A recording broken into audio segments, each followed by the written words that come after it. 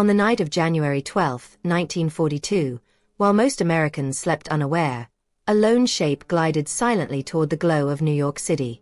It was not a merchant freighter or a coastal patrol vessel, but the German submarine U-123. Its captain, Captain Lieutenant Reinhard Hardigan, later wrote in his war diary that the lights along the coastline were brighter than the streets of Berlin. It was the first hint of a vulnerability the United States had yet to comprehend. Its eastern seaboard was completely unprepared for a naval assault. In the weeks following the attack on Pearl Harbor, the U.S. Navy scrambled to protect Pacific waters, leaving the Atlantic front dangerously exposed. The newly formed Eastern Sea Frontier, under Admiral Adolphus Andrews, lacked both aircraft and escort ships. Merchant vessels continued sailing alone, their running lights on, silhouetted perfectly against illuminated city skylines. 4 U-boat commanders trained in stealth and ambush tactics. The American coast was a hunting ground unlike anything they had seen before. Hardigan's approach to American waters marked the beginning of Operation Drumbeat, Pockenschlag in German, a bold campaign designed to cripple Allied supply lines at the source. The goal was strategic and psychological, to strike fast and close to home, eroding American confidence just as the U.S. entered the global war. 5 U-boats were initially deployed, each tasked with navigating the treacherous midwinter Atlantic to reach their designated patrol zones. The German crews endured freezing temperatures, fuel shortages, and the constant threat of Allied air reconnaissance. Yet most of these hardships evaporated the moment they saw the unprotected coastline. For merchant sailors, the dangers ahead were invisible. Off the coast of New Jersey, crews aboard tankers like the SS Nornis went about their routines unaware that periscopes watched from the depths.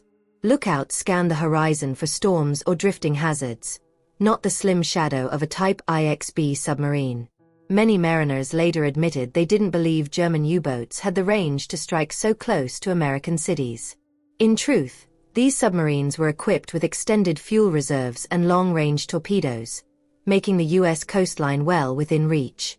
Historical records show that the U.S. Navy received sporadic warnings from British intelligence even before the attacks began. But conflicting reports and communication delays left commanders hesitant. Some officials feared a panic along the coast, while others questioned the accuracy of the intercepted signals. The result was a paralysis of action, allowing U-boats to slip into American waters virtually unchallenged. The first explosions would shatter that illusion. In those early days, the tactical challenge for the U.S. was profound. Patrol aircraft were scarce, and destroyers were deployed unevenly along the coast. Many harbors lacked radar systems capable of detecting submerged threats. Merchant captains, accustomed to peacetime procedures, resisted the idea of blackout sailing, claiming it complicated navigation and increased the risk of collision. This clash between safety and security would cost many their ships, and in some cases, their lives. Hardigan's own accounts describe the surreal ease of the first attack runs. On January 14, U-123 torpedoed the SS Cyclops off Cape Cod, watching flames climb into the night sky. The crew had no escort, no warning, no chance to evade. Surviving radio operators reported hearing only the sudden roar of an explosion. There were no depth charges dropped in retaliation. No aircraft swept the area afterward. The silence following each sinking was as alarming as the attacks themselves. From a strategic standpoint, Drumbeat demonstrated the importance of readiness even in areas previously considered safe. It forced American commanders to confront the reality that their coastline could become a battlefield. But beyond the tactical failures and rapid escalation, there were human stories. Crews struggling in frigid waters, families waiting for updates that never came, and naval officers grappling with decisions they knew were being made too slowly. As the first wave of attacks spread along the coast, rumors began to circulate. Some merchant sailors insisted they saw signal lights from shore guiding U-boats toward targets, a claim never proven but frequently reported. Others wondered how the submarines found ships with such precision. Was it superior German reconnaissance, luck, or something else entirely? Historians still debate these early accounts, piecing together fragments from diaries, official reports, and survivor testimony. The United States had entered the war with overwhelming industry and manpower, yet Operation Drumbeat revealed a startling truth. In January 1942, it was not ready. The glow of coastal cities, New York, Miami, Atlantic City, hung like beacons in the winter darkness, guiding submarines to their prey. Every sinking raised the same question. How many ships would be lost before America understood the scale of the threat lurking offshore? And as U-123 continued its patrol, moving steadily south along the coastline, few realized the extent of the campaign Germany was about to unleash. The first attacks were only the beginning. The U.S. Navy now faced a crisis it had not anticipated, and one it was not yet prepared to stop. Before dawn on January 15, 1942, the crew of U-123 patrolled the waters off Long Island, searching for their next target. Though they were thousands of miles from home, the shoreline felt strangely familiar to Captain Reinhard Hardigan. Bright, unguarded, almost inviting. This was the reality of America's early war posture: beautifully illuminated coasts that doubled as navigational aids for enemy submarines. To many merchants sailing the eastern seaboard, the threat of U-boats so close to home seemed unimaginable. But for the Kriegsmarine's long-range submarine fleet, this coastline had become a new hunting ground. At the heart of this chapter lies a critical moment: the arrival of the first U-boats into American waters under Operation Drumbeat. 5 submarines, U-66, U-109, U-123, U-130, and U-125, slipped across the Atlantic in early January. Their commanders had studied aerial reconnaissance photos and pre-war shipping patterns, meticulously planning their search grids. Most chillingly, the U-boats' approach routes exploited gaps in Allied air coverage and radar detection. Once past the midpoint of the Atlantic, they sailed virtually undetected. For U-123, the first days off the coast were spent stalking key shipping lanes feeding into New York Harbor. Hardigan knew these waters held immense traffic: tankers bringing Venezuelan crude, cargo ships carrying metals and machinery, and coastal vessels transporting coal from the Carolinas. Merchant ships were forced to follow predictable channels and timelines, making their movements easy to anticipate, especially for a commander familiar with Atlantic trade routes. On January 19, Allied radio stations picked up scattered distress signals, garbled transmissions referencing torpedo strikes, explosions, or ships ablaze off Cape Hatteras. These early reports should have triggered a rapid coastal defense mobilization. But something complicated the situation: conflicting intelligence. British codebreakers at Bletchley Park had intercepted several German communications suggesting an imminent operation near the American coast. The Royal Navy warned Washington. Yet U.S. analysts, already overwhelmed with decrypting Japanese naval traffic after Pearl Harbor, gave low priority to German submarine chatter. The Eastern Sea Frontier Headquarters received the alerts but doubted their significance. Naval staff argued that German U-boats lacked the fuel capacity to reach the American coast in meaningful numbers. Others believed the sightings were misidentifications or rumors spread by panicked sailors. As a result, merchant vessels were advised only to remain vigilant, with no new safety protocols enforced. Meanwhile, U-123's radioman intercepted merchant transmissions, ship-to-shore calls giving departure times, headings, and even mechanical issues. Hardigan later expressed astonishment at the lack of coded communication among American merchant captains.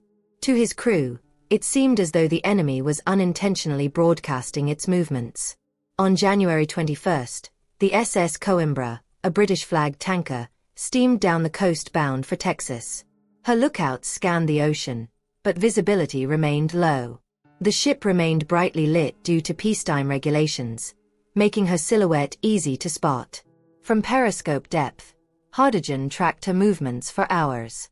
When U-123 fired its torpedoes, the explosion shook the sea, sending a column of fire erupting into the sky. Survivors later testified that the ship vanished in less than 2 minutes. No coastal patrol craft arrived for nearly 6 hours. As the first casualties mounted, senior naval officials struggled to impose order. Eastern Sea Frontier patrols, consisting mostly of outdated destroyers, Coast Guard cutters, and civilian vessels hastily equipped with depth charges, lacked coordination. Air patrols covered only a fraction of the coastline. To make matters worse, winter storms disrupted reconnaissance flights. These shortcomings created a sense of unease among merchant sailors. Some insisted they saw lights flashing from the shore before torpedoes struck, possible signals or coincidences, depending on who was asked. Others believed the U-boats possessed detailed maps of harbor patrol routes, allowing them to evade detection. These rumors, though unproven, underscored a growing fear. The Germans appeared to know exactly where the ships would be, and when.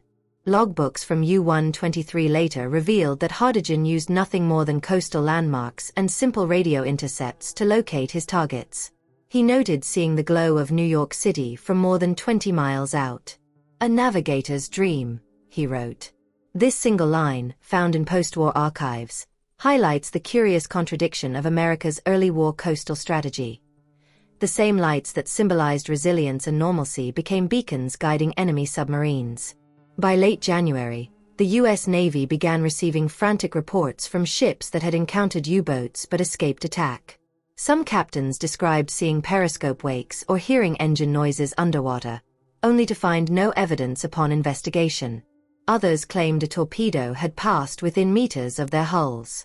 These uncertain encounters deepened the mystery. How many U-boats were out there? And was their presence greater than what the official reports acknowledged? As tension mounted, the eastern seaboard was on the brink of a transformation, one that would force the Navy to shift from denial to action.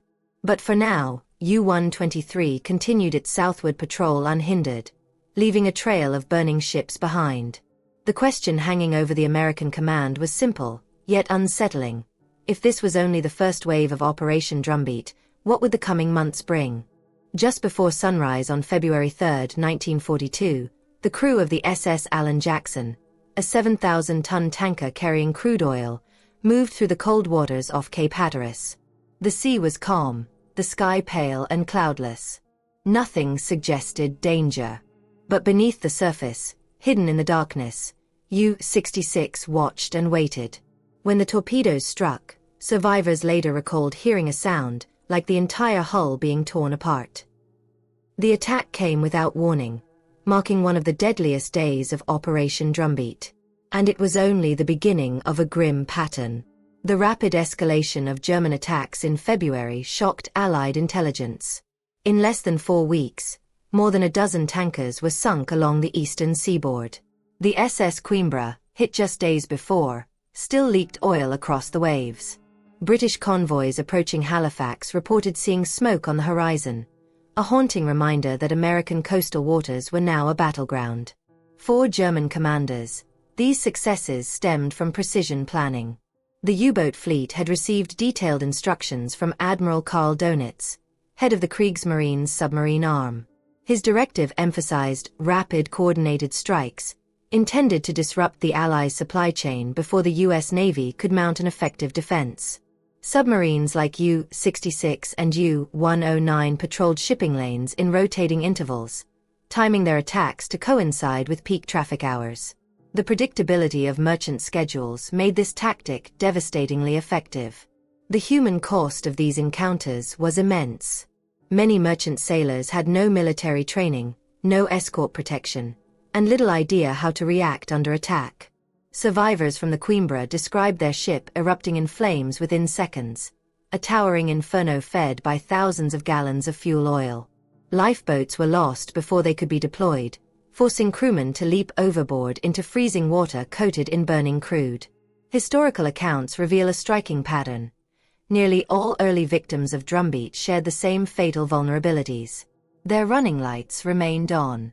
Their routes were exposed. Their radio transmissions were unencrypted. But perhaps the most telling detail came from post-war interviews. Several survivors reported that their ships sank so fast, they never saw the attacking submarine. Not even a periscope. Nothing but the sudden roar of an explosion. This mysterious element raised questions for Allied investigators. Were the U-boats using new torpedo technology? Were they receiving intelligence from unidentified coastal sources? Or were these assumptions simply the product of chaos and fear? The Office of Naval Intelligence, ONI, began collecting survivor testimonies, hoping to find patterns. Some claims, a flash of light on shore before a torpedo run, or the silhouette of a vessel not listed on naval rosters, remained unverified yet persistent. A particularly puzzling case emerged from the sinking of the SS Empire Gem on February 24. According to the few surviving crewmen, the ship was struck twice, in quick succession. But no other ships in the area reported seeing torpedo wakes or hearing engine sounds indicative of a nearby submarine. The attackers vanished without trace. When British analysts later reviewed the timelines, they noticed an inconsistency. 2 U-boats had been operating in that region, but both reported positions that placed them miles away at the time of the sinking. Whether this was due to incorrect logs, deliberate misreporting, or the fog of war has never been conclusively determined. The U.S. Navy, meanwhile, struggled to adapt. Admiral Andrews, overseeing the eastern sea frontier, pushed for increased coastal patrols, but aircraft shortages hampered progress. Blimps deployed from Lakehurst provided limited coverage, often arriving hours after a reported attack. Some patrol craft were old World War I destroyers hastily recommissioned with limited sonar capability. Their crews, inexperienced and undermanned, charted the coast in desperate sweeps. Merchant captains grew increasingly uneasy. Many had requested blackout conditions along the coastline, but cities resisted for economic and morale reasons. New York and Atlantic City argued that dimming lights would signal defeatism. They didn't realize these bright cityscapes were guiding U-boats like floating lighthouses. Amid this confusion, British naval historian Stephen Rosekill later noted an unusual trend. Several ships disappeared without transmitting distress signals. Their wreckage was found months, or sometimes decades, later on the ocean floor. What exactly happened in those final moments remains unknown. Torpedo hits, structural failures, or simply the rapid collapse of a tanker carrying volatile cargo. Each unanswered question added to the aura of mystery surrounding Drumbeat. In Washington, U.S. Navy leadership faced mounting pressure. Newspapers began reporting the frequent sinkings, and rumors spread quickly across port cities. Some articles hinted at saboteurs. Others criticized naval readiness. Behind closed doors, meetings between U.S. and British officers grew tense as the Royal Navy urged immediate implementation of convoy systems.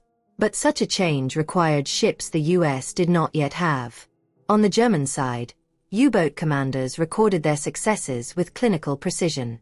War diaries captured both triumph and unease. Hardigan noted that the ease of these attacks felt unreal.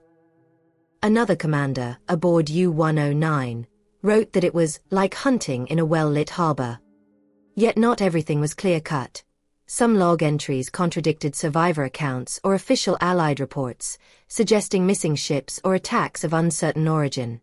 By the end of February, one fact was undeniable. Operation Drumbeat had reached full momentum. Merchant ships burned along the coastline, oil slicks drifting for miles.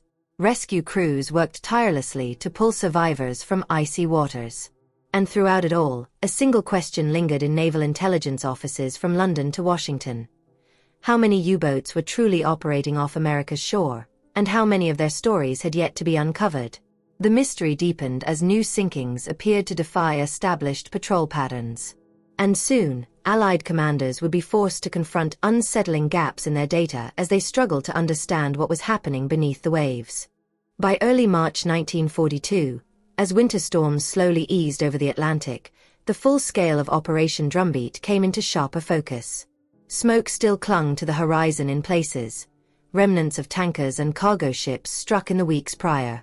Yet despite the growing list of casualties, many American vessels continued to sail alone, without escorts, and with their lights shining faintly against the coastal night. It was a scene that baffled British officers, who had already endured years of U-boat warfare and believed the threat along the American coast should have been obvious. But the United States, new to the war and overwhelmed by commitments across 2 oceans, was still learning painful lessons. The Royal Navy had long practiced convoy systems, groups of merchant ships guarded by warships, moving together under strict schedules. Convoys slowed shipping efficiency but saved countless lives. To many British officers, Delaying convoys was unthinkable. Yet in Washington, the U.S. Navy hesitated, arguing that they lacked enough escort vessels to protect multiple convoys and that coastal shipping lanes were too narrow for large-scale grouping. This disagreement created tension between the two allies, especially as sinkings continued off Cape Hatteras, the Chesapeake, and even near the entrance to Narragansett Bay. One internal report from the British Admiralty, dated March 6, expressed frustration. The United States appears unwilling to extinguish coastal lights, adopt convoys, or provide sailors with proper instructions. It is as though they have not yet accepted war has come to their shores. The statement, though harsh, reflected the reality at the time. The British, out of necessity, had become experts in countering U-boat tactics. The Americans were still adapting. Meanwhile, missing vessels added a troubling layer of uncertainty. Several ships vanished without distress calls, including the SS Taurania and the SS David H. Atwater, whose final moments were pieced together only through scattered debris and survivor testimony. The Atwater's case was particularly grim. When wreckage washed ashore, investigators found bullet holes in the lifeboats and crew jackets. Whether the crew attempted to signal for help or was attacked while trying to escape remained unclear, intensifying the mystery surrounding Drumbeat. Adding to the confusion, not all losses could be confidently attributed to U-boat torpedoes. The Eastern Sea frontier received reports of unexplained explosions at sea, some likely caused by internal fuel ignitions, others by accidental detonations in cargo holds. With wartime urgency pushing ships to sea despite mechanical issues, it became difficult to distinguish enemy action from human error or equipment failure. Naval analysts studied chart markings, survivor reports, and debris patterns in hopes of determining the cause of each sinking. In many cases, they found only fragments. The U.S. Navy's limited resources further compounded these challenges. Patrol aircraft like the PBY Catalina provided some coverage but were spread thin across vast stretches of coastline. Ships equipped with early sonar systems struggled to differentiate submarine contacts from wreckage, whales, or underwater terrain. Inexperienced operators, new to anti-submarine warfare, often doubted their readings and failed to alert command. This inexperience created gaps in detection that U-boats exploited with deadly efficiency. Officers aboard British escort ships visiting American ports reported seeing tankers sailing fully illuminated, running lights on, deck lamps glowing, and even radio chatter broadcasting openly. Captain Donald McIntyre of the Royal Navy famously commented that German submarine commanders must have thought they had stumbled back into peacetime waters. His remark captured the strategic imbalance. The U-boats were waging total war, while coastal shipping clung to outdated practices. Amid these tactical struggles, rumors circulated among sailors and coastal residents alike. Some claimed that shadowy figures along beaches used flashlights or lanterns to signal U-boats. Others insisted they saw unfamiliar vessels offshore, boats not listed in naval records, drifting silently as if observing merchant traffic. The Coast Guard investigated several such sightings but found no conclusive evidence. Still, the rumors persisted, fueled by fear and the eerie speed with which the U-boats seemed to locate targets. The U.S. Navy, facing growing public pressure, intensified its efforts. Admiral King approved emergency measures to enforce coastal blackouts, though implementation varied from state to state. Miami complied quickly, plunging much of its skyline into darkness.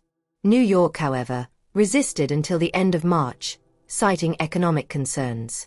Even so, blackout enforcement reduced some of the navigational advantages previously enjoyed by U-boats. But these new efforts arrived late. March saw multiple sinkings, including the tragic loss of the SS John D. Gill. Hit by torpedoes near Cape Lookout, its cargo of gasoline ignited instantly, creating a fiery sea that sailors described as burning from horizon to horizon. Rescue operations were hindered by the intense heat, and many crewmen were never recovered. Whether the ship transmitted a distress call remains debated. Some records say yes, others no. As the U.S. adjusted its defenses, questions continued to linger. How had so many ships vanished without trace? Were some U-boat patrol logs incomplete or deliberately altered? And why did certain sinkings not align with known submarine positions? Naval historians still debate these discrepancies. Some believe faulty navigation played a role, while others suspect reporting errors. A few consider the possibility of additional U-boats operating temporarily out of radio silence, undocumented in official records. By the end of March, one thing was certain: America's coastal waters had become a graveyard of steel. The mysteries surrounding several wrecks, and the confusion over their final minutes, set the stage for the next phase of the conflict. And as spring approached, the pressure on the U.S. to respond decisively would only intensify. By April 1942, the United States could no longer ignore the grim pattern unfolding along its coastline. Dozens of merchant ships had been lost in just 3 months, and the pressure on naval leadership intensified. Something had to change. The British had pleaded for months: adopt convoy systems, tighten intelligence coordination, and put aircraft in the sky. Finally, under the strain of mounting casualties, the U.S. Navy began implementing a coordinated coastal defense plan. It was a turning point in Operation Drumbeat, and yet, even as defenses improved, unanswered questions about missing ships and conflicting U-boat logs continued to puzzle investigators. The reorganization effort began within the Eastern Sea Frontier, the command responsible for protecting the American coastline. Under Admiral Adolphus Andrews, and with growing support from Admiral Ernest King, the Navy established a formal intelligence sharing network with the British. At its core was the newly fortified Operational Intelligence Section, which coordinated decrypted German communications, aircraft reconnaissance reports, merchant ship schedules, and submarine sightings. British experts from the Royal Navy's Western Approaches Command flew to Washington to assist in the transition, bringing with them years of experience in anti-submarine warfare. Convoys were introduced along the East Coast beginning in mid-May 1942. They were small at first, sometimes only 3 or 4 ships escorted by a single cutter or old destroyer, but even these modest formations drastically reduced losses. What had once been easy prey for U-boats suddenly became a moving fortress. German commanders soon realized their tactics needed adjusting. The introduction of long-range patrol aircraft, Catalinas, Venturas, and Army Air Force's B-18s retrofitted for maritime patrol, further complicated U-boat operations. Unlike surface ships, these aircraft could appear suddenly, forcing submarines to dive or flee. The Eastern Sea Frontier's transformation was not only tactical, it was symbolic. Coastal blackouts, long resisted by cities like New York and Atlantic City, finally became mandatory. Street lamps dimmed, buildings limited illumination, and civil defense wardens patrolled the beaches at night. The bright, glittering coastline that had once served as a guiding beacon for U-boats faded into darkness. A new seriousness settled over the East Coast. The atmosphere shifted from complacency to wartime vigilance. Yet even as defenses tightened, historians would later note peculiar inconsistencies in both Allied and German records. One example came from U-boat logs captured after the war. Several logs documented successful attacks on merchant vessels that were never reported missing by U.S. or British authorities. Conversely, some American ships known to have vanished left behind no mention in the corresponding U-boat war diaries. The SS Norlantic, for instance, was long believed to have been sunk by U-69, but later analysis revealed conflicting timelines that raised doubts about the submarine's reported position. These discrepancies created fertile ground for speculation. Were some U-boats operating under radio silence without reporting all engagements? Did certain commanders exaggerate kills for personal prestige? Or were there merchant ship losses caused by non-combat incidents, fuel explosions, structural failures, navigational errors, that were mistakenly attributed to enemy action? Despite extensive post-war research, several of these cases remain partially unresolved. One of the most haunting examples surfaced decades later with the discovery of unidentified wrecks off North Carolina's Outer Banks. Among them was a large tanker resting upright in deep water, with no torpedo damage visible. Researchers debated whether it succumbed to an accidental fire, a storm, or a non-explosive torpedo hit that left little trace. Without definitive proof, the story joined the long list of drumbeat mysteries. At the same time, New intelligence coordination produced tangible results. Allied aircraft intercepted U-boat supply submarines, known as milk cows, crippling Germany's ability to keep its long-range submarines on station near American waters. Radar-equipped destroyers began patrolling choke points like the Florida Straits and the approaches to Chesapeake Bay. In June, the first successful U.S. depth charge attack in coastal waters sunk U-158, proving that American forces were gaining both confidence and capability.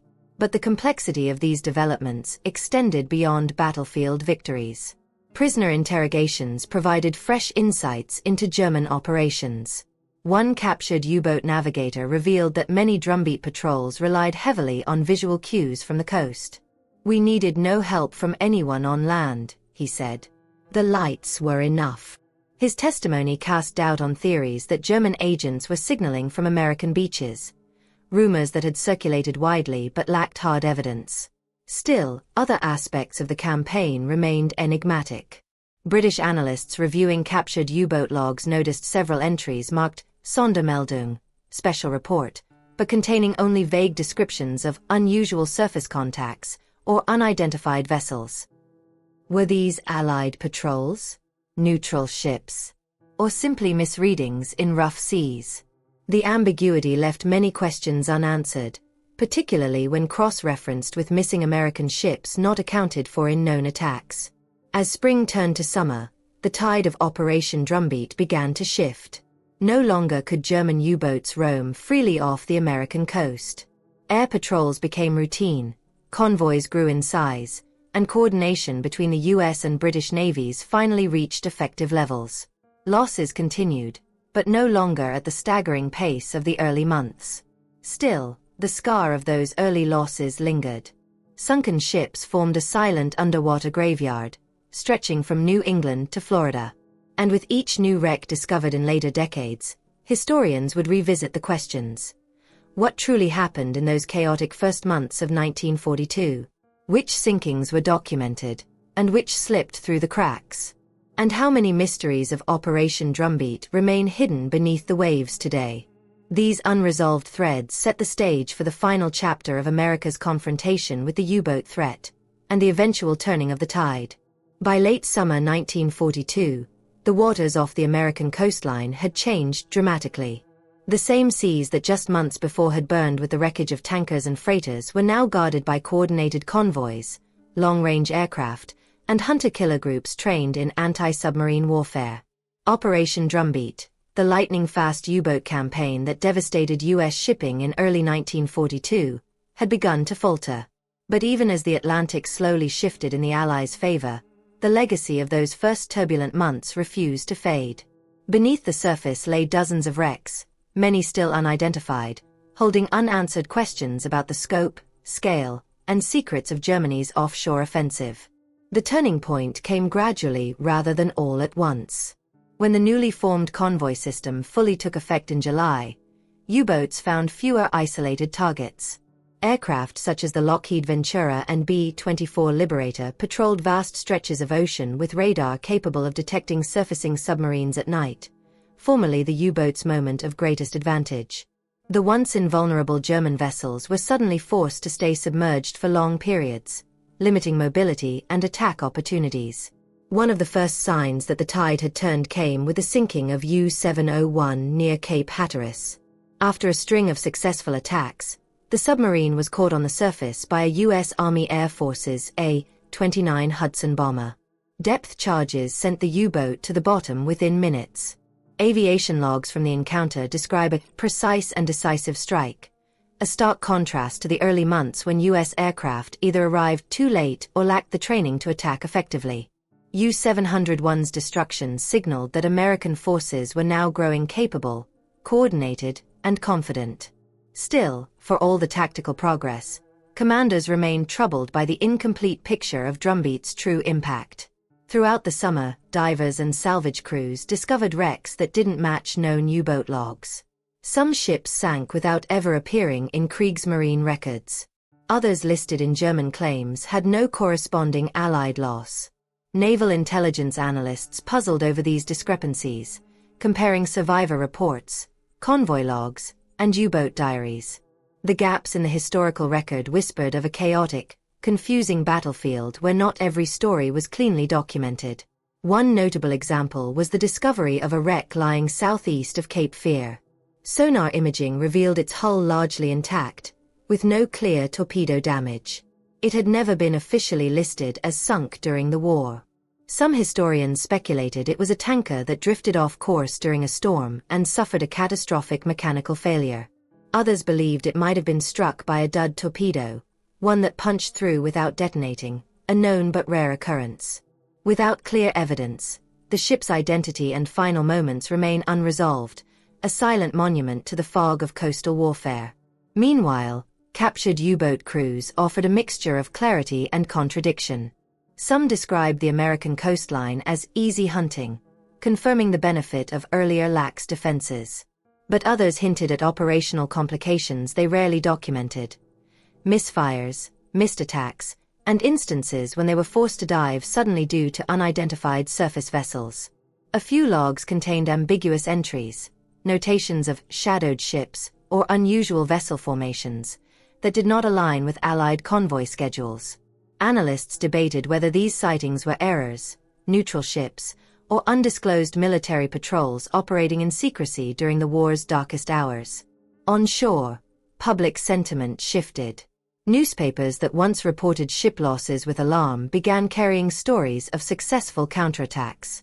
Civilians, now accustomed to blackout curtains and coastal patrols, sensed that a corner had been turned. Even so, the early shock of Drumbeat left emotional scars.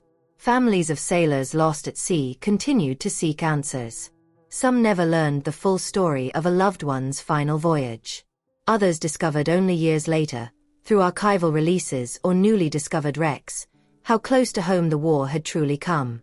For the Kriegsmarine, the failure of Drumbeat's later stages had far-reaching consequences.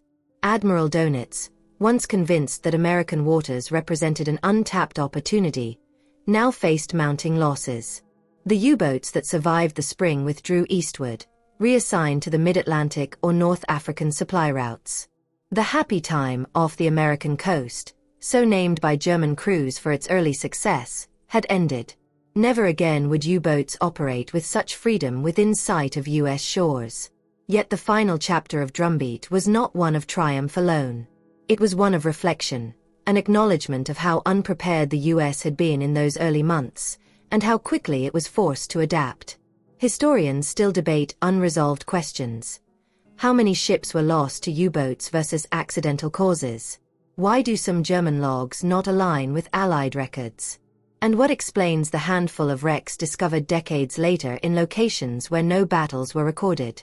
Even today, divers exploring the graveyard of the Atlantic off North Carolina encounter wrecks shrouded in sand and ambiguity. Some bear torpedo scars, others appear untouched by enemy weapons. Each discovery adds a new piece to the puzzle of Operation Drumbeat, an operation defined not only by its deadly precision, but by the mysteries it left behind. As the war pressed forward into 1943, the U-boat threat would shift toward the heart of the Atlantic. But the story of Drumbeat, its surprise attacks, its unprepared defenders, and its lingering enigmas, remains one of the most dramatic and haunting chapters in the history of America's home waters. And long after the guns fell silent, the unanswered questions still drift through the currents, carried by the tides of a war that once came unexpectedly to America's doorstep.